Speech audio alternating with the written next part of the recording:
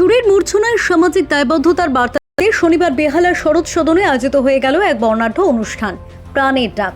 Global academy of fine arts এবং event maniac ফাউন্ডেশনের যৌথ উদ্যোগে আয়োজিত এই বিশেষ সন্ধ্যাটি উৎসর্গ করা হয়েছিল ক্যান্সার এবং থ্যালাসেমিয়া আক্রান্ত শিশুদের উদ্দেশ্যে। আকর্ষণ ছিল জনপ্রিয় লোকসঙ্গীত ব্যান্ড দোহারের পরিবেশনা। মাটির গানের সুরে তারা এদিন শ্রোতাদের মুগ্ধ করেন। পাশাপাশি 100-এরও বেশি ছাত্রছাত্রীর অংশগ্রহণে উপস্থাপিত হয় নৃত্যনাট্য স্বাগত হে বসন্ত। গ্লোবাল একাডেমি অফ ফাইন আর্টসের শিক্ষার্থীদের সাংস্কৃতিক উপস্থাপনাও ছিল প্রশংসনীয়। সন্ধ্যার শেষ পর্বে পরিচালক রিম্পাদের কোরিওগ্রাফিতে গুলজার ও রবীন্দ্রনাথের ভাবনা অবলম্বনে বিশেষ নৃত্য প্রযোজনা মঞ্চস্থ হয়। পাশাপাশি সম্পূর্ণ অনুষ্ঠানটির সঞ্চালনার দায়িত্বে ছিলেন শেখর দে এবং মিথিলা মুখোপাধ্যায়। আলোকসজ্জায় রাজারাম অধিকারী এবং শব্দ প্রক্ষেপণে অর্ণব দাসের কারিগরি অনুষ্ঠানটিকে এক অনন্য মাত্রা দেয়। সমগ্র ব্যবস্থাপনায় ছিল বিচিত্রশালা। অনুষ্ঠানে উপস্থিত ছিলেন শান্তি দাস এবং গৌতম ঘোষ। আয়োজকদের পক্ষ থেকে জানানো হয়েছে, এই ধরনের উদ্যোগের মাধ্যমে সংগৃহীত অর্থ ওইসব লড়াকু শিশুদের চিকিৎসায় সাহায্য করবে। একদিকে বাঙালির সংস্কৃতিকে রক্ষা, অন্যদিকে সামাজিক বার্তা দেওয়া, এটাই ছিল এই অনুষ্ঠান আয়োজনের মূল লক্ষ্য। এমনটাই জানালেন বেঙ্গল রেসলিং অ্যাসোসিয়েশনের সাধারণ সম্পাদক শোভন চক্রবর্তী। আজকে যে অনুষ্ঠানটা হচ্ছে, এই অনুষ্ঠানটার নাম হচ্ছে প্রাণের ডাক। ক্যাপশন থিং হচ্ছে প্রাণের ডাক।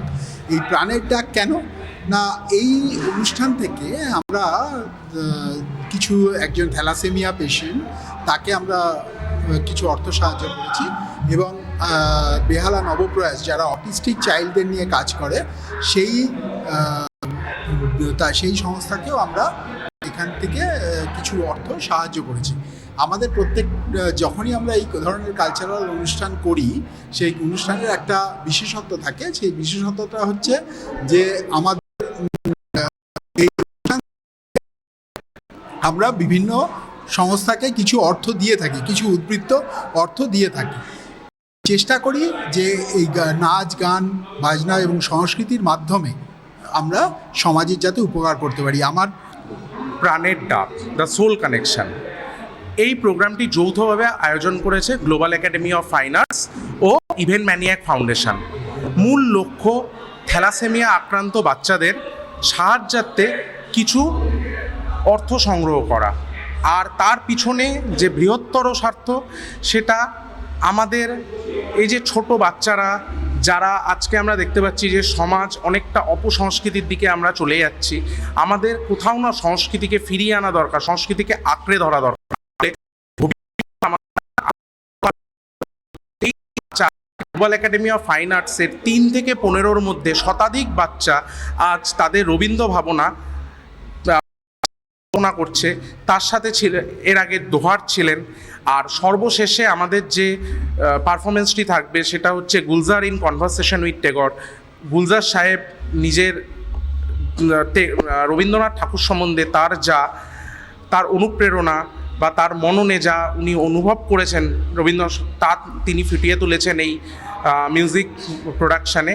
সেটাই আমরা মঞ্চে উপস্থাপনা করবে। এই সমগ্র নৃত্য পরিকল্পনা করেছে শ্রীমতী রিম্পা দে, আমাদের গ্লোবাল একাডেমি অফ ফাইন আর্টসের কর্ণধার। আর এর আগে আমাদের দাদা শোভনদা বলেছেন যে আমাদের মূল এই প্রোগ্রামের যে আমাদের মূল ফোকাস কি, আমরা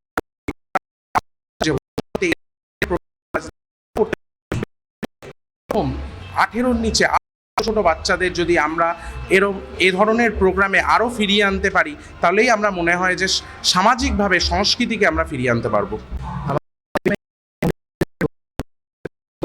19-20 করে অনেকগুলোই সারা বছর ধরে আমরা প্রোগ্রামগুলো করি, কিন্তু আমাদের উদ্দেশ্য একটাই, শুধুমাত্র সামাজিক সাহায্য। যেমনি দেখলেন এই প্রোগ্রামটা আমাদের ক্যান্সার একজন থ্যালাসেমিয়া পেশেন্টকে আমরা একটা ডোনেশন আমরা দিলাম। সেই ক্ষেত্রে হয়তো কম বেশি, হয়তো খুব বিশেষ মানে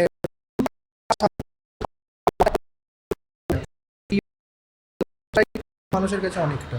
তো এরকম আমরা ফিল্ম ফেস্টিভ্যালের মাধ্যম শুরু করে মিউজিক ফেস্টিভ্যাল, এই প্রাণের ডাক সহ অনেক নানা রকম প্রোগ্রামসের মাধ্যমে সারা বছর সামাজিক কাজকর্মগুলো করি। সঙ্গীতের মাধ্যমে মানবতার এই মেলবন্ধনে সামিল হতে পেরে খুশি সকলে। পাশাপাশি বেহালা নবপ্রয়াস এবং এক থ্যালাসেমিয়া আক্রান্ত শিশুর জন্য অনুদান দেওয়া হয় এবং পশ্চিমবঙ্গের 2 প্রতিভাবান কুস্তিগিরকে সম্মানিত করা হয়। Bureau report, channel 10।